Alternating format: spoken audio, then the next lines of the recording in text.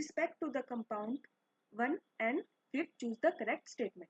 तो ये जो है हमारे पास 5 कंपाउंड दे रखे हैं हमें, और हमें कुछ जो है स्टेटमेंट गिवन है इनके बारे में, ठीक है। तो अब हमें ये बताना है कि इनमें से कौन सी स्टेटमेंट जो है वो करेक्ट है और कौन सी इनकरेक्ट है, राइट। ये क्वेश्चन जो जेईई एडवांस 2020 में जो है वो पूछा गया था, ठीक है। तो अब हम एक एक करके इन चारों स्टेटमेंट को देखेंगे और इसमें से जो है हम करेक्ट स्टेटमेंट्स को फिर चूज करेंगे। ऑलराइट, तो let's see the first statement. The first statement से the acidity of compound 1 is due to the delocalization in the conjugate base, ठीक है। तो ये हमारे पास एसिड है, बेस कैसे बनेगा, तब हम इसमें से H पॉजिटिव को जो है ये दे देगा, तो हमारे पास क्या बन जाएगा, जब इसमें से हम H पॉजिटिव को रिमूव कर देंगे तो हमारे पास कंजुगेट बेस बन जाएगा। तो जब हम इसमें से H पॉजिटिव को रिमूव कर देंगे तो हमारे पास यहाँ पे क्या आ जाएगा, यहाँ पे आ जाएगा नेगेटिव चार्ज, ठीक है। अब ये नेगेटिव चार्ज इन तीनों फेनाइल रिंग के साथ कॉन्जुगेशन में जा सकता है, इस रिंग के साथ भी जाएगा, इस रिंग के साथ भी कॉन्जुगेशन में जाएगा, सिमिलरली इस रिंग के साथ भी कॉन्जुगेशन में जाएगा। दो the acidity of compound 1 is due to the delocalization in its conjugate base, ये स्टेटमेंट क्या है, करेक्ट है।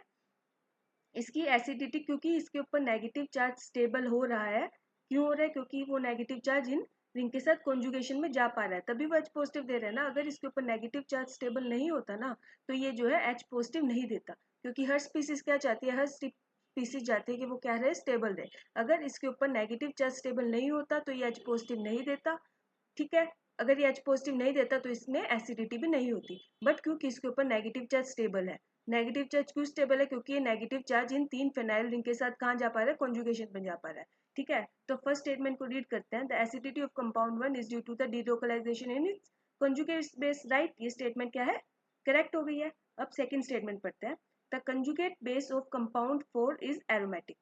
नाउ ये है हमारे पास कंपाउंड 4, अब इसका कॉन्जुगेट बेस बनेगा तो ये H पॉजिटिव निकलेगा, तो यहाँ पे हमारे पास क्या आ जाएगा, नेगेटिव आ जाएगा, राइट।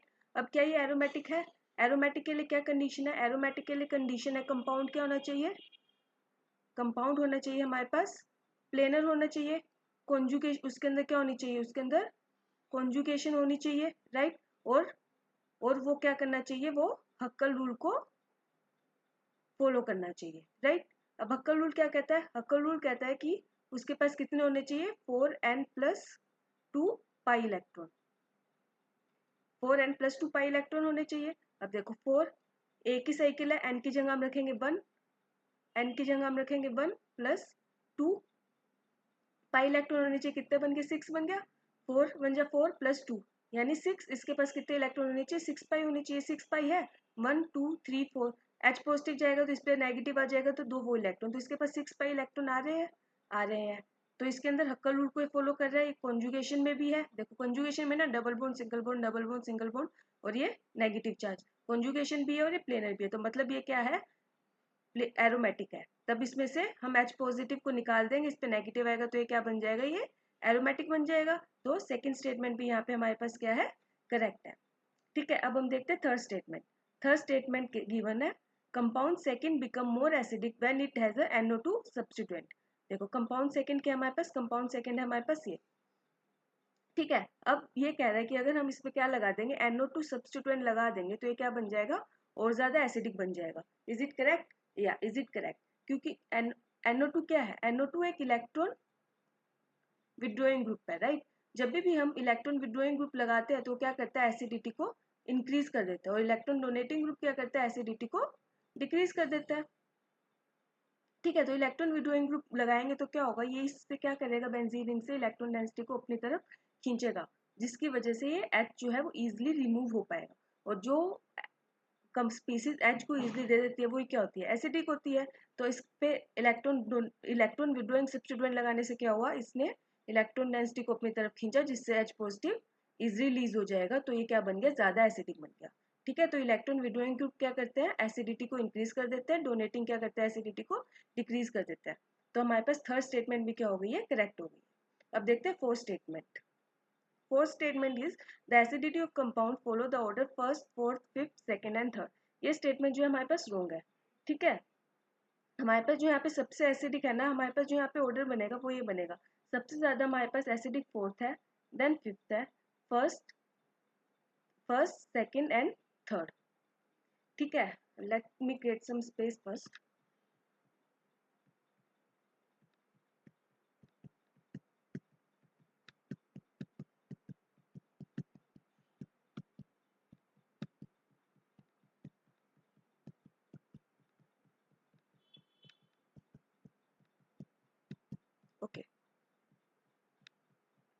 नाउ सी, हमारे पास जो फिफ्थ है वो फोर्थ है, वो सबसे ज्यादा स्टेबल क्यों है?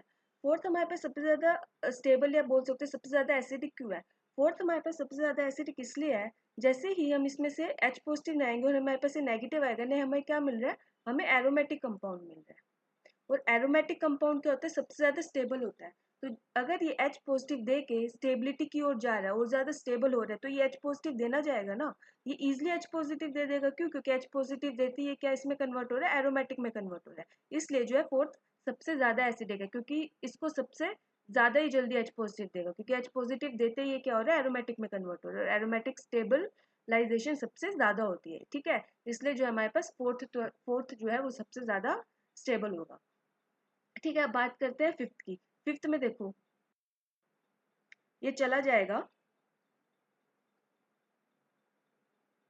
वेट अ सेकेंड, देखो फिफ्थ में क्या होगा,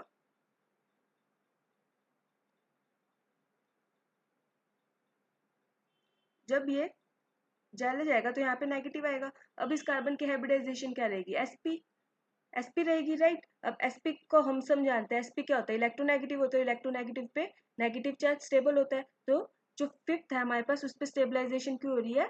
स्ट्रॉन्ग एस करेक्टर की वजह से, क्योंकि इसकी हाइब्रिडाइजेशन कितनी है? एस। तो इस पर भी नेगेटिव चार्ज स्टेबल है, उसके बाद आएगा फिफ्थ। अब बात करते हैं उसके बाद फर्स्ट है। अब फर्स्ट में हमारे पास नेगेटिव है। नेगेटिव क्या कर रहा था? तीनों पे डीलोकलाइज होकर इसको स्टेबल कर रहा था, इसलिए इसके बाद आता है फर्स्ट। अब आप लोगों को कंफ्यूजन होगा कि फर्स्ट फिफ्थ से पहले क्यों नहीं आया। फर्स्ट फिफ्थ से पहले इसलिए क्यों नहीं आया, क्योंकि इसमें क्या है? बल्कि फिनाइल ग्रुप लगे हुए हैं, तीन तीन बल्कि फिनाइल ग्रुप लगे हुए हैं। तो ये क्या करेंगे, इतना इजिली इसके अंदर क्या नहीं हो पाएगा? रेजोनेंस नहीं हो पाएगा। क्यों? क्योंकि ये क्या करेंगे? स्टीरिक हिंड्रेंस क्रिएट करेंगे रेजोनेंस में। जबकि इस केस में जो स्टेबलाइजेशन हो रही थी वो किस लिए हो रही थी? क्योंकि इसके ऊपर नेगेटिव चार्ज था, sp करेक्टर की वजह से हो रही थी। इसमें रेजोनेंस की वजह से हो रही है। रेजोनेंस में क्या होगा? इसके पास क्या है? तीन बल्कि ग्रुप है, जो इतनी इजिली से रेजोनेंस नहीं होने दे पाएगी। इसलिए जो है फिफ्थ जो है फर्स्ट से ज्यादा स्टेबल है, ठीक है। फिर उसके बाद आते हैं सेकंड। सेकंड क्यों?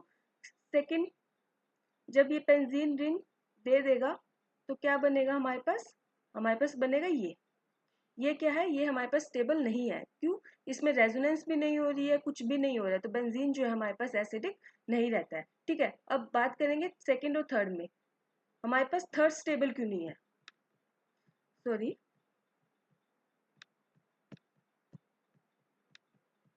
अगर हम बात करें